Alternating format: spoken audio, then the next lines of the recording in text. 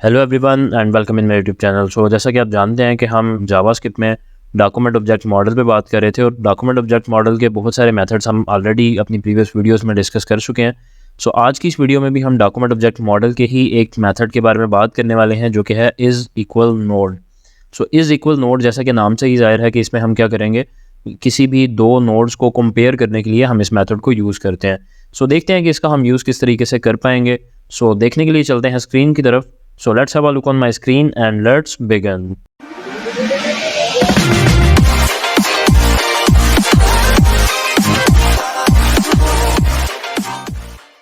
So first of all हमें एक file create करना है। As you can see here कि मैं यहाँ पे कर चुका हूँ माई फाइल के नाम से, और यहाँ पे इसको मैं ओपन भी कर चुका हूँ सबलाइम में भी एंड गूगल क्रोम में भी।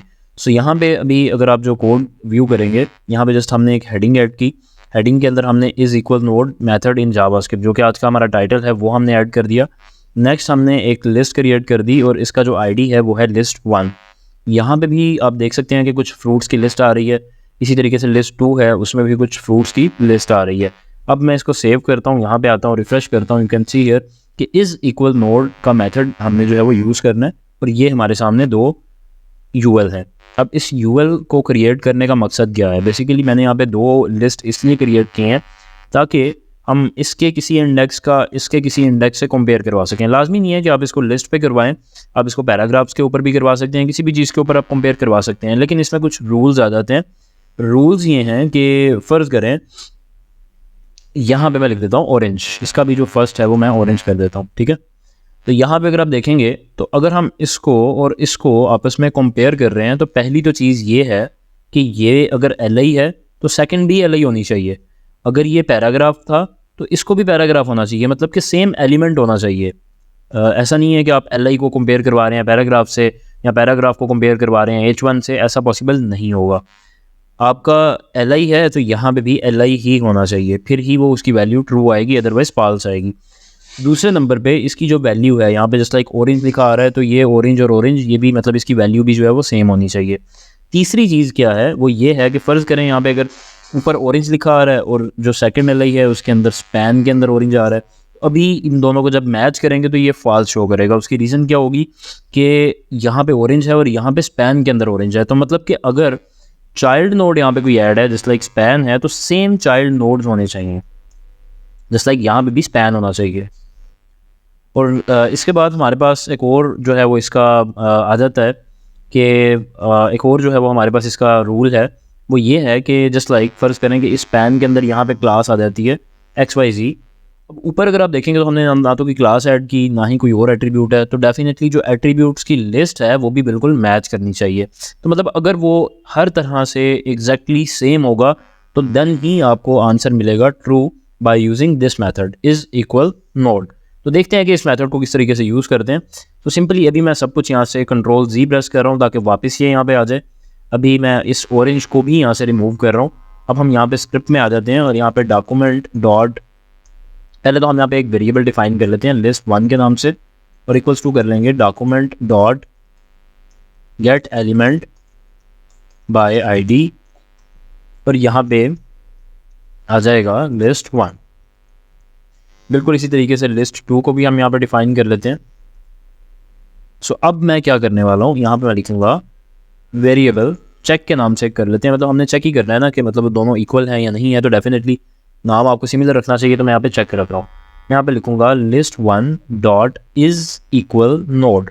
अब हमें इसका यूज़ करना है, मतलब list1 सॉरी यहाँ पे आई थिंक हमें क्या करना पड़ेगा, list1 डॉट चिल्ड्रन, पहले हमें इसको गेट करना पड़ेगा ना, मतलब इसका फर्स्ट वाले नोड को हमने चेक करना है। तो हम यहाँ पे लिखेंगे डॉट चिल्ड्रन 0 डॉट, अब आएगा हमारे पास जो मेथड है हमारा इज़ इक्वल नोड, और यहाँ पे अब वो किसके इक्वल है वो हमें यहाँ पे डिफाइन करना है। मतलब जो चेक करना चाहते हैं इसको हम list2 dot children and then 0 dot I think okay, मतलब कि जो list1 है इसका पहला चाइल्ड list2 के पहले चाइल्ड से हम कंपेयर कर रहे हैं। सो देखते हैं कि क्या होता है।